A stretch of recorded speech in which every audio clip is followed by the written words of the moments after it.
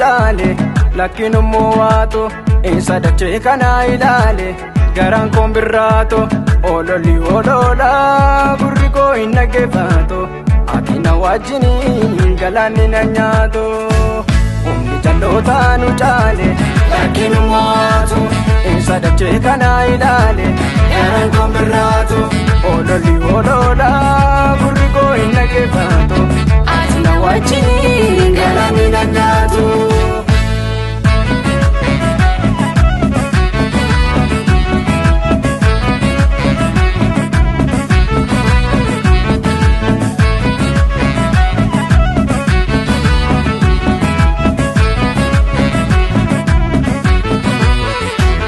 Eegamu salphajoon ati nu wajjiniin miidhamu summiini shakkiin ofirraa qabnaa dibataa sodaanne ilaallu beetaa. Eegamu salphajoon ati nu wajjiniin miidhamu summiini shakkiin ofirraa qabnaa dibataa sodaanne ilaallu beetaa. Yesuus wajjin caccabsanii deemnaa kiyyicha gara dubbaan deemnu isatti nuuf ta'e riqicha ofiichaan iddoomnu siin ta'uu ammeessa ololaa barootaan nageenyu gurgufacheessa.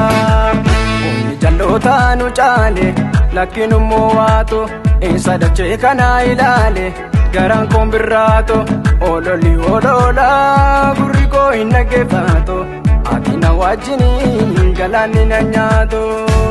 Humni jal'ootaa nu caale lakkinummoo waatu isa dachee kana ilaale garaan koon birraato ololli olola gurri koo hin dhaggeeffatu ati na wajjiniin galaanni na nyaatu.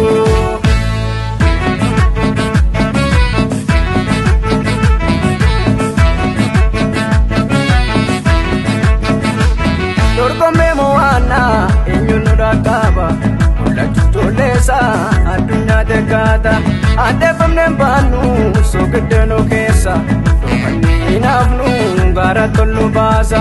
Dorgommee mo'annaa eenyuun nu dhaqqaba mul'achuu tolleessa addunyaa deeggaata addeeffamneen hafnu soogiddeenu keessa dhoofanni hin baannu gara tollu baasa. Sagalee ergitee duwwaa bullaa baafte sadu'ee baduun jiraata taasifte eenyu si danda'a waan hundumaa moota gaafa guyyaa furii duwwaa bullaa baafta. Harka keenya qabde nafee barri baraan daadde gargaarsa keeni jaallattee si bulti lubbuun koo kanaa ta'ii bara koo fi ati jaalatee koo.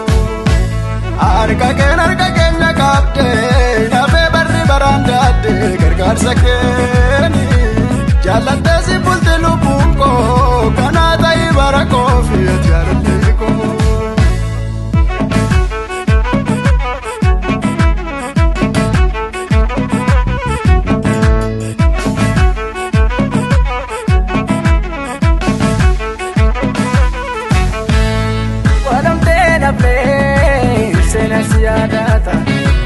Ani ka'ee jettee bartoota mul'ifta foon uffattee dhuftee ergicha raawwatte gaafa guyyaa sadii tasarbeefte.